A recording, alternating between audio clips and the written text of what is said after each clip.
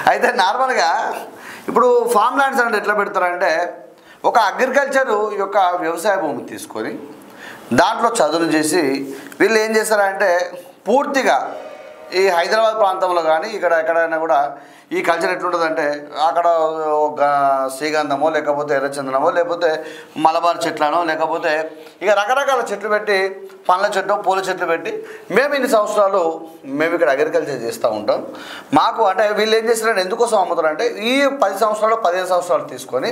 దీన్ని పూర్తి కాలం లోపల మీరు మా దగ్గర భూమి కొన్నట్టయితే ఇందులో వచ్చిన లాభాన్ని మీకు కూడా సగం ఇవ్వడం జరుగుతుంది. మీరు కష్టపడకుండానే మేము దీన్ని డెవలప్ చేస్తాం, అగ్రికల్చర్ ల్యాండ్గా రూపొందిస్తామని చెప్పి ఈ యొక్క ప్రజల దగ్గర వీళ్ళు ఏం చేస్తారంటే కొంతవరకు ప్లాట్లు అంటే దాన్ని ఏమంటారు అగ్రికల్చర్ ల్యాండ్ని అమ్మడం జరుగుతూ ఉంటుంది. ఈ అగ్రికల్చర్ ల్యాండ్ కొన్న వాళ్ళకి ఏమవుతాయంటే ఇక్కడ వాళ్ళకి రైతు బంధువులు కానీ తర్వాత ఇవి ఇన్సూరెన్సులు